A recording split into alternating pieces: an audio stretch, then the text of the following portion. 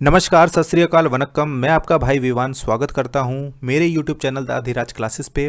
और गाइस, आपको पता है कि मैं आपकी तैयारी करा रहा हूं KVS PRT की। ठीक है। उसमें सबसे पहले मैं आपकी कराता हूं कंटेंट क्लासेस। कंटेंट क्लासेस के बाद आपसे MCQ डिस्कस करता हूं जो भी आपके एग्जाम्स में पूछे जा सकते हैं। ठीक है। तो आज का टॉपिक है 5 ईयर प्लान। अगर आप अपनी EVS में देखोगे, आपका जो EVS में दिया है, आपका 5 ईयर प्लान दिया है। टॉपिक आपके लिए बहुत इंपॉर्टेंट है क्योंकि लास्ट ईयर 2 क्वेश्चंस इससे पूछे जा चुके हैं। ठीक है। वीडियो को लास्ट तक देखना। एक एक चीज़ मैंने इसमें कवर की है। जितने भी अभी तक आपके प्लान पूछे गए हैं, टोटल 12 5 ईयर प्लान है, सारे डिस्कस किए हैं। जो 7 एनुअल प्लान आए हैं, इसको इंप्लीमेंट कौन करता है? इसको इंप्लीमेंट करता है आपका प्लानिंग कमीशन। यानी इसको तैयार कौन करता है? इसको करता है आपका प्लानिंग कमीशन। इसको तैयार करता है कि हमारे देश में जो प्लानिंग रहेगी, इसको प्लानिंग कमीशन, इसका जो ड्राफ्ट है वो तैयार करता है। ये सौंपता किसको? ये सौंपता है NDC को, नेशनल डेवलपमेंट काउंसिल को। ये तैयार करके बोलता है। फिर इसके ऊपर चर्चा की जाती है कि क्या जो इसने प्लान किया है ये सही है, या बजट जो इसने रखा है उतना बजट सही है। तो इसके ऊपर इसमें NDC में चर्चा की जाती है। ठीक है। तो सबसे पहले हम प्लानिंग कमीशन को जान लेते हैं। ठीक है जी। प्लानिंग कमीशन क्या होता है जी? प्लानिंग कमीशन, आपको पता है कि हमारा देश आज़ाद हो गया 1947 में। ठीक है। 1950 में इसने अपना जो कॉन्स्टिट्यूशन है, जो अपना संविधान है, वो भी पारित कर दिया कि हमारा जो संविधान है ये बॉडीज़ रहेंगी, इस तरीके से हम कार्य करेंगे। लेकिन अभी भी बहुत सारे हमारे सामने जो थे चैलेंजेस थे कि हमारी प्लानिंग कैसी रहनी चाहिए। भारत एक बहुत बड़ा देश है। ठीक है। उसमें हर राज्य का विकास करना है और साथ के साथ हमें अपना डेवलपमेंट भी करना है। तो इसके लिए एक प्लानिंग की ज़रूरत थी। तो इसके लिए एक प्लानिंग कमीशन बनाया गया। तो ये कब इस्टेब्लिश किया गया? ये किया गया 15 मार्च 1950 को इसका इस्टेब्लिश किया गया। इसके जो चेयरमैन होते हैं, इसके जो अध्यक्ष कह लीजिए, वो होते हैं आपके कौन? Prime minister. तो कौन थे हमारे प्राइम मिनिस्टर? प्रथम प्रधानमंत्री हमारे जवाहरलाल नेहरू जी इसके फर्स्ट चेयरमैन थे। ठीक है। और first 5 year plan was started from 1 अप्रैल 1951। कोई भी हमारा 5 ईयर प्लान है उसकी शुरुआत 1 अप्रैल से होगी, 1 अप्रैल से ही होगी। और एंड कब होगा? उसका 31 मार्च को होगा। तो पहला प्लान इसने कब लागू किया? वो किया इसने 1 अप्रैल 1951 को। बात करें प्लानिंग कमीशन की, एक नॉन कॉन्स्टिट्यूशनल बॉडी है, यानी कि संविधान में इसका कोई उल्लेख नहीं है। ये ड्राफ्ट करके सिर्फ एडवाइस करती है कि भाई ये काम आप कर लो, इससे हमारा जो डेवलपमेंट है वो अच्छा होगा हमारी कंट्री का। Planning commission made 12 5 year plan and 7 annual plan. देखिए, प्लानिंग कमीशन ने अभी तक टोटल 12 5 ईयर प्लान बनाए हैं और 7 एनुअल प्लान बनाए, यानी एक एक साल के। उसके बाद इसने 13th प्लान नहीं बनाया। क्यों? क्योंकि प्लानिंग कमीशन को खत्म कर दिया गया। इसको बदल दिया गया किसमें? नीति आयोग में। ये किया किसने? ये किया NDA की गवर्नमेंट ने काम। NDA की गवर्नमेंट ने कब किया? 1 जनवरी 2015 को। उसने कहा जी, NDA की गवर्नमेंट ने कहा हमारा इतना बड़ा देश है तो प्लानिंग कमीशन से काम नहीं चलेगा, एक नीति आयोग होना चाहिए। नीति आयोग की फुल फॉर्म में आपको बताता हूँ, national institution for transformation of India. ठीक है जी। आगे चलें अब। तो प्लानिंग कमीशन, मैंने आपको बताया कि ये सिर्फ एक ड्राफ्ट तैयार करता है, एडवाइजरी बॉडी है। ये तैयार करके किसको देगा? ये देगा NDC को, नेशनल डेवलपमेंट काउंसिल को। अब NDC को देख लेते हैं, NDC क्या है। बात करते हैं हम NDC की, नेशनल डेवलपमेंट काउंसिल की। इसका जो एस्टेब्लिश किया था वो किया था 6 अगस्त 1952 को। इसको सुपर कैबिनेट के नाम से भी हम जानते हैं। इसके चेयरमैन कौन होते हैं? Prime minister. इसके कुछ अदर मेंबर्स भी होते हैं। कौन कौन से? Prime minister, union minister, chief minister और members of all planning commission. देखो, जैसा मैंने आपको बताया कि जो प्लानिंग कमीशन है वो सिर्फ ड्राफ्ट तैयार करता है।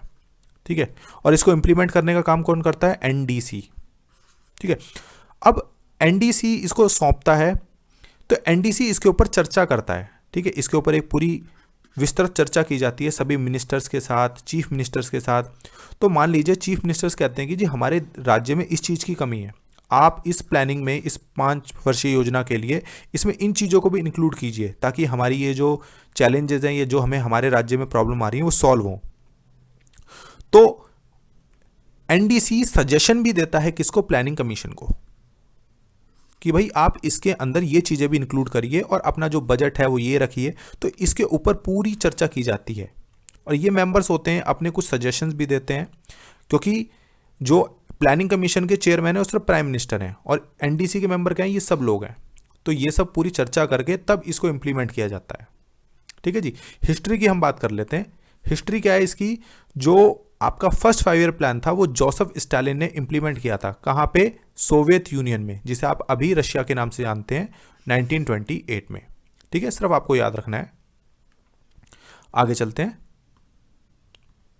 अब हम डिटेल में एक एक प्लान को डिस्कस करेंगे। ठीक है, एक एक प्लान जो है उसमें क्या क्या हमारे टारगेट रहे, क्या हमने अचीव किया, क्या उसकी मेन अचीवमेंट्स थी, वो एक एक करके हम डिस्कस करेंगे। सबसे पहले हम बात करते हैं फर्स्ट 5 ईयर प्लान की। तो ये आपका 1951 से 1956 तक था, और किसके लीडरशिप में था? आपके पंडित जवाहरलाल नेहरू, आपके फर्स्ट प्राइम मिनिस्टर। और मॉडल की बात पूछी जाती है कि कौन से मॉडल पे बेस्ड था ये हैरेड डॉमर मॉडल पे बेस्ड था। कई बार नाम पूछ लेता है कि फर्स्ट 5 ईयर प्लान किसके ऊपर बेस्ड था, तो it was based on Harrod Domar model. इसमें जो मेन फोकस था हमारा प्राइमरी सेक्टर को दिया गया था। प्राइमरी सेक्टर पता है आपको, एग्रीकल्चरल सेक्टर है, उसके ऊपर इसमें मेन फोकस था। इसमें 5 IITs भी इसमें एस्टैब्लिश की गई थी। At the end of this plan 5 IITs were set up in the country. Target हमने रखा था इसमें हमारा फर्स्ट 5 ईयर प्लान में 2.1%, और हमने अचीव किया 3.6। कह सकते हैं कि ये प्लान हमारा पूरी तरीके से सक्सेस रहा था, सक्सेसफुल प्लान रहा था हमारा। एक चीज और, इसमें जो है भागड़ा बांध जो आपने सुना होगा, उसकी भी स्थापना इसी 5 ईयर प्लान में की गई थी। ठीक है जी। अब चलते हैं अपने नेक्स्ट प्लान पे, second 5 year plan. Second 5 year plan की हम बात करें, ये आपका 1956 से 1961 तक था। लीडरशिप में कौन थे? हमारे जवाहरलाल नेहरू जी ही थे। और इसके मॉडल को कई बार पूछ लेता है। इसका जो मॉडल था वो था PC महालनोबिस मॉडल, आप इन्हें देख सकते हैं। इसमें मेन फोकस क्या था हमारा? मेन फोकस हमने रखा था इंडस्ट्रियल डेवलपमेंट पे।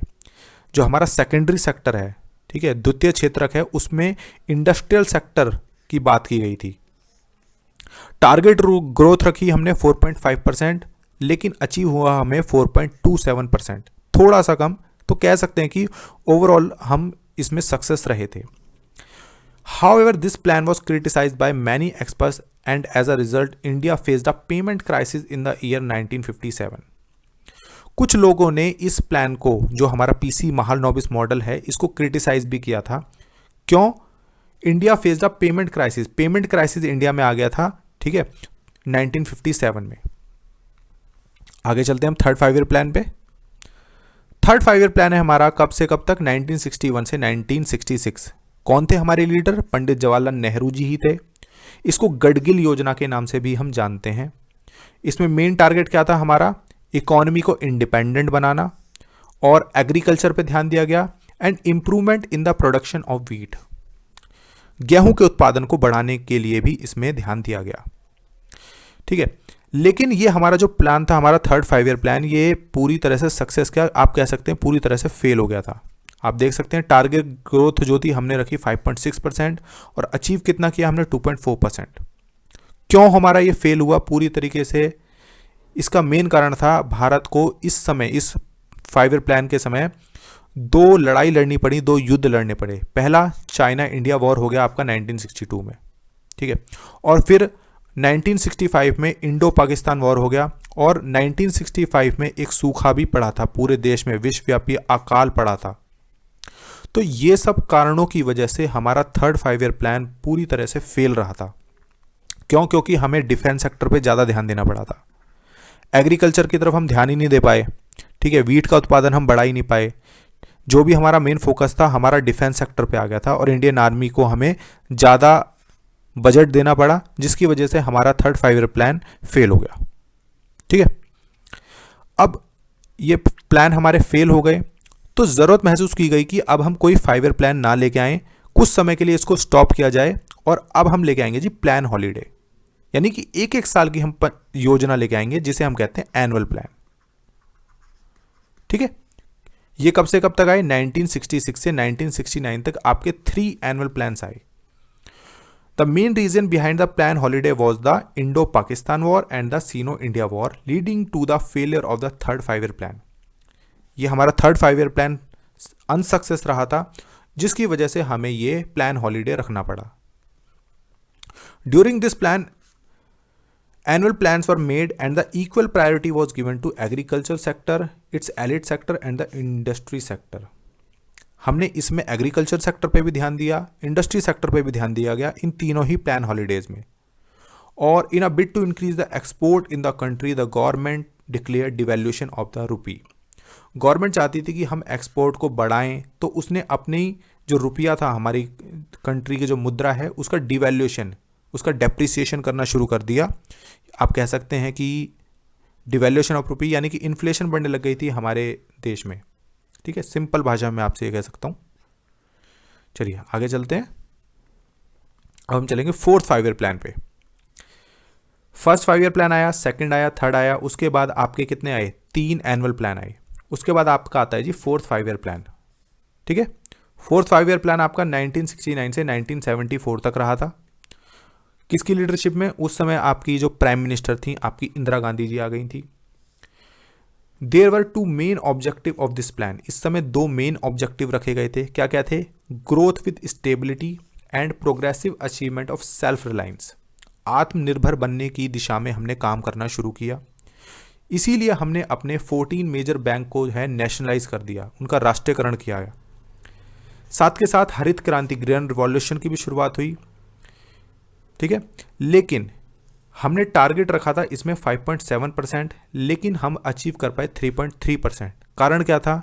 इस समय भी हमें एक युद्ध और लड़ना पड़ा 1971 में बांग्लादेश को स्वतंत्र कराने के लिए. आपको पता है कि जो बांग्लादेश था वो पहले उसको ईस्ट पाकिस्तान के नाम से जानते थे. ठीक है, तो जो आपका वेस्ट पाकिस्तान है, जो इस समय का पाकिस्तान है, वो बांग्लादेशियों की आवाज़ को दबा रहा था. तो भारत ने उसका विरोध किया, इसलिए पाकिस्तान और भारत की सीधे सीधे एक दूसरे के सामने आ गए. तो भारत ने जो है पाकिस्तान को पूरी तरह से हरा दिया, धराशायी कर दिया, और एक नए राष्ट्र का उदय हुआ जिसे कि आज आप बांग्लादेश के नाम से जानते हैं. ठीक है, और इस समय फैमिली प्लानिंग प्रोग्राम भी शुरू किया गया था फोर्थ 5 ईयर प्लान में. लोगों की जबरदस्ती नसबंदी भी कराई गई थी. लोगों ने काफी विरोध किया था उस समय. ठीक है, यूपीए गवर्नमेंट थी उस समय. आगे चलते हैं. हाँ, एक चीज और इसमें मैं बताना भूल गया कि इसी समय 1917 में आपका ऑपरेशन फ्लड शुरू किया गया था, जिसे आप व्हाइट रिवॉल्यूशन या फिर श्वेत क्रांति के नाम से भी जानते हैं. और इसके जनक थे वर्गीस कुरियन. और इसी से आपका अमूल जो कंपनी है, आपने सुनी है, उसका उदय हुआ था. देश में दूध का उत्पादन बहुत बढ़ा था इसमें. चलिए अब आगे चलते हैं. अब बात करेंगे फिफ्थ 5 ईयर प्लान की. अब मैं आपको बता दूं कि फिफ्थ 5 ईयर प्लान में अभी तक सबसे ज्यादा क्वेश्चन पूछे गए हैं. ठीक है, तो ध्यान से सुनना, क्योंकि ये एकमात्र ऐसा प्लान था जो अपने 5 साल पूरे नहीं कर सका था. ठीक है, उससे पहले ही इसको बंद कर दिया गया था. उसका मेन कारण क्या था? मोरारजी देसाई गवर्नमेंट आ गई थी. उसने 1978 में इसको कहा कि जी हम नहीं 5 ईयर प्लान को इंप्लीमेंट करने वाले, हम कोई अपना प्लान लेके आएंगे. तो इसने इसको बंद कर दिया गया था. बात करते हैं इसकी, तो इसमें पहली बार गरीबी हटाओ का नारा दिया गया था. ठीक है, एम्प्लॉयमेंट, जस्टिस, एग्रीकल्चर हम पहले भी बात कर रहे हैं, लेकिन पहली बार गरीबी हटाओ का नारा कौन से प्लान में दिया था? फिफ्थ 5 ईयर प्लान में. उसके साथ साथ इसमें मिनिमम नीड प्रोग्राम शुरू किया गया था. 20 point programme was launched in 1975. Indian national highway system इसमें इंट्रोड्यूस किया गया. और हमने जो टारगेट रखा था 4.4% का, लेकिन हमें अचीव हुआ 4.8%, यानी कि कह सकते हैं हमारा ये प्लान पूरी तरह से सक्सेस रहा था. ठीक है, अब आपने ये जान लिया कि जो हमारा ये क्या कहते हैं लास्ट 5 ईयर प्लान था, उसको पहले ही स्टॉप करना पड़ा था. क्यों? क्योंकि जो है मोरारजी देसाई की गवर्नमेंट आ गई थी. तो मोरारजी देसाई की गवर्नमेंट ने कहा जी हम 12 ईयर के लिए एक प्लान लेके आएंगे. ठीक है, और उसके साथ साथ वो क्या किया, उन्होंने एक एक साल के प्लान लाने शुरू कर दिए. ये पूरे 12 साल के लिए प्लान होंगे. लेकिन 1980 में फिर से कांग्रेस आ गई. उसने क्या है फिर अपना लेके आई 6th 5 ईयर प्लान. ठीक है, 1980 में फिर से कांग्रेस वापस आ गई सत्ता में. तो उसने ये सब मना कर दिया कि जी ये जो इम्प्लीमेंट, हम जो पुरानी रीत चल रही थी, हम पुरानी चीज़ों पे चल रहे थे, वो सक्सेस थी हमारी, हमने अचीव किया है, तो हम इसी को कंटिन्यू करेंगे. अब वो लेके आई जी 6th 5 year plan. 6th 5 year plan की हमारी ड्यूरेशन क्या रही? 1980 से 1985. और आपकी जो लीडरशिप कौन थी? आपकी प्राइम मिनिस्टर इंदिरा गांधी जी थी. इसका जो मेन ऑब्जेक्टिव था इसमें economic liberalisation by eradicating poverty and achieving technological self reliance. ठीक है, और इसमें कुछ योजनाओं की शुरुआत की गई थी। टारगेट हमने रखा 5.2% और अचीव हमने किया 5.7, तो पूरी तरह से हमारा सक्सेसफुल प्लान था। साथ के साथ इसमें हमने नाबार्ड की स्थापना की थी। National bank for agriculture and rural development की शुरुआत हुई इसमें कब की? 12 जुलाई 1982। कौन सी योजना में? 6th 5 ईयर प्लान में नाबार्ड की स्थापना की गई थी। तो 6 तक हो गया। अब हम चलते हैं जी आगे 7th 5 ईयर प्लान पे आ जाते हैं। इसकी ड्यूरेशन क्या थी? इसकी ड्यूरेशन थी आपकी 1985 से 1990 तक थी। किसकी लीडरशिप में? अब आपके प्राइम मिनिस्टर थे राजीव गांधी जी। और इसका जो ऑब्जेक्टिव था वो क्या था? सेल्फ सफिशिएंट इकोनॉमी को बनाना और अपग्रेडेशन ऑफ टेक्नोलॉजी को अपग्रेड करना। और कुछ प्लान हम एम थे हमारे, increasing employment opportunities and raising productivity with the focus on food work and productivity. ठीक है, पहली बार जो इसमें प्राइवेट सेक्टर को जो है प्रायोरिटी दी गई थी बजाय कि पब्लिक सेक्टर को। अभी तक आपको पता है सारे जो सेक्टर थे पब्लिक सेक्टर को हम ज़्यादा इंपॉर्टेंस देते थे, इस बार पहली बार प्राइवेट सेक्टर को भी इंपॉर्टेंस दी गई थी। और हमारी जो टारगेट ग्रोथ थी 5.0% थी, लेकिन हमने बहुत अच्छा अचीव किया 6.01%। ठीक है, जो हमारे उद्देश्य थे, टारगेट था, उससे हमने कहीं ज़्यादा अचीव किया। आगे चलते हैं अब हम। उसके बाद हमें एनुअल प्लान लाने की ज़रूरत पड़ी, क्योंकि हमारी कुछ पॉलिटिकल सिचुएशन ऐसी हो गई थी कि हम 5 ईयर प्लान नहीं लेके आ सकते थे। तो हमारे जो भी प्लान आए वो एक एक साल के एनुअल प्लान आए, 1990 से 91 एंड 1991 से 92। ठीक है, इसी समय एलपीजी पॉलिसी की भी डॉक्टर मनमोहन सिंह ने शुरुआत की थी। LPG, liberalisation, privatisation, globalisation. Liberalisation क्या है? हमारी जो कंट्री थी उसमें व्यापार के नियम बहुत कठोर थे, हर किसी के लिए व्यापार करना मुश्किल नहीं था, और भ्रष्टाचार ज़्यादा बढ़ रहा था, नीतियाँ इतनी ज़्यादा थीं, रूल्स एंड रेगुलेशंस बहुत ज़्यादा थे। तो उनको ख़त्म करने के लिए कि बाहर की कोई कंट्री आके व्यापार कर पाए, तो कुछ अपने नियमों को हमने कमज़ोर किया, या उनमें कह लीजिए उनमें चेंजेस लाए। प्राइवेटाइजेशन, जितना भी सारा काम पहले पब्लिक सेक्टर को होता था, पब्लिक सेक्टर में बताया आपको वहाँ पे रिश्वतखोरी ज़्यादा हो गई थी, तो इसलिए प्राइवेट सेक्टर को दिया गया जितनी भी हमारी नॉन परफॉर्मिंग यूनिट्स थी उनको ख़त्म करने के लिए, या फिर उनको सौंप दिया गया प्राइवेट सेक्टर को। ग्लोबलाइजेशन, कि अपनी कंट्री को बाहर की वर्ल्ड इकोनॉमी के साथ जोड़ा जाए। ठीक है, इसके लिए ग्लोबलाइजेशन, तो ये शुरुआत की थी डॉक्टर मनमोहन सिंह जी ने, उनके लिए अभी तक उनको प्रेज किया जाता है। ठीक है, तो हमारे 2 एनुअल प्लान आ गए। आगे चलते हैं अब हम। उसके बाद है जी आपका 8th 5 ईयर प्लान। ये कब से कब तक रहा? 1992 से 1997। और कौन थे उस समय प्राइम मिनिस्टर? नरसिम्हा राव जी की सरकार थी, और डॉक्टर मनमोहन सिंह और पीवी नरसिम्हा राव ने मिलकर हमारी जो इकॉनमी को था एक बहुत अच्छा बूस्ट दिलाया था। क्यों? उन्होंने हमारी इकॉनमी को जो दुष्चक्र में फंसी हुई थी, ठीक है, काफ़ी ये धंसती जा रही थी, कोई उसमें ग्रोथ अच्छी नहीं हो रही थी, उससे बाहर निकाल के उन्होंने हमारी इकॉनमी को वर्ल्ड इकॉनमी के साथ जोड़ा था। In this plan, the top priority was given to the development of human resources, employment, education, public health। भाई बाहर से आपने अपनी इकोनॉमी को वर्ल्ड इकोनॉमी के साथ रिलेट कर रहे हो, तो लोग वहाँ पे आपके कंट्री में आएंगे, आपके लोगों को एम्प्लॉयमेंट मिलेगा, तो वो लोग ऐसे स्किल्ड वर्कर चाहते हैं, उनकी हेल्थ अच्छी हो, उनको एजुकेटेड हो। ठीक है, तो इसके लिए ह्यूमन रिसोर्सेज पे ध्यान दिया गया, मानव संसाधन पे। मानव संसाधन क्या है? अच्छी शिक्षा होनी चाहिए, स्वास्थ्य होना चाहिए, इन सब चीज़ों पे पहली बार ध्यान दिया गया। New economic policy, new economic policy क्या है? ये एलपीजी पॉलिसी को ही कहते हैं। न्यू इकोनॉमिक पॉलिसी की शुरुआत की गई, और इसमें जो हमारे ग्रोथ रेट रही वो रही हमारी 6.8%। अभी तक सबसे ज़्यादा, जितने भी हमारे प्लान आए उसमें अभी तक सबसे ज़्यादा 6.8% हमारी ग्रोथ रेट रही। हमारा टारगेट जो था 5.6 था, लेकिन हमने अचीव किया 6.8%। और इंडिया जो है वो WTO, वर्ल्ड ट्रेड ऑर्गेनाइजेशन का मेंबर बना। कब? 1 जनवरी 1995 को इसने एलपीजी पॉलिसी लागू की, क्योंकि WTO कहता है कि जी आप ये सब चीज़ें फुलफिल कीजिए तभी आप मेंबर बन सकते हैं हमारे। और हमने इसके साथ साथ एग्रीकल्चर सेक्टर और एलिड सेक्टर, जो आपके सेकेंडरी सेक्टर्स हैं, उन सब में भी बहुत अच्छा परफॉर्म किया हमने।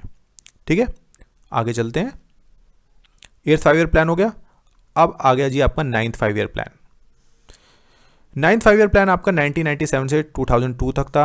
आपकी जो लीडरशिप थी कौन थे? अटल बिहारी वाजपेयी जी थे।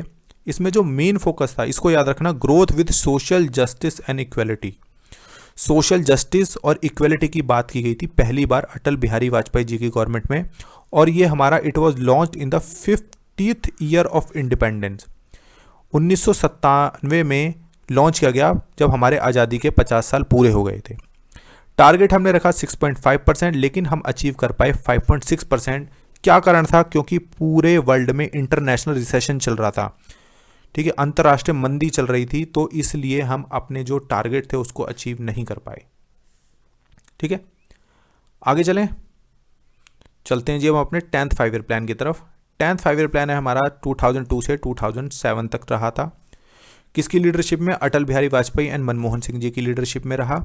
और इसमें जो प्लान था, मेन फोकस था हमारा double the per capita income, प्रति व्यक्ति आय को डबल करना। कब? अगले 10 सालों में प्रति व्यक्ति आय को हमारा डबल करने का लक्ष्य रखा गया। और पॉवर्टी रेशियो टू 15% बाय 2012, यानी पॉवर्टी जो हमारी रेशियो है, पॉवर्टी बढ़ती जा रही थी, उसको खत्म करना है। टारगेट 8.01% रखा, लेकिन हमने अचीव किया 7.6%, ऑलमोस्ट नियर। ठीक है, साथ के साथ इसमें एक चीज़ मैंने नोट में और डाली है कि जितने भी हमारे देश में स्टूडेंट्स थे या बच्चे थे स्कूल जाने वाले, उनको 2003 तक उनका दाखिला एडमिशन होना चाहिए, 100% एडमिशन होना चाहिए टिल 2003। और उनकी 5 ईयर्स की जो एजुकेशन है वो भी कंप्लीट होनी चाहिए। ये इसमें इस प्लान में एक लक्ष्य रखा गया था, एक टारगेट रखा गया था। ठीक है, अब आया जी आपका 11th 5 year plan. It's duration कब? इसकी जो ड्यूरेशन क्या थी? 2007 से 2012 तक। और आप किसकी लीडरशिप में? मनमोहन सिंह जी थे। और ये किसने प्रिपेयर किया था 11th 5 ईयर प्लान? सी रंगाराजन जी ने प्रिपेयर किया था। और इसकी मेन थीम क्या थी? Rapid and more inclusive growth. ठीक है, थीम थी rapid and more inclusive growth. Target हमने रखा 9%, अचीव हमने किया जी 8%। ठीक है, अब चलते हैं जी अपने लास्ट 5 ईयर प्लान की तरफ, जो कि हमारा 12th और लास्ट 5 ईयर प्लान है। इसकी ड्यूरेशन थी हमारी 2012 से 2017। किसकी लीडरशिप में? डॉक्टर मनमोहन सिंह जी की लीडरशिप में था। मेन थीम हमने क्या रखी? Faster, more inclusive and sustainable growth.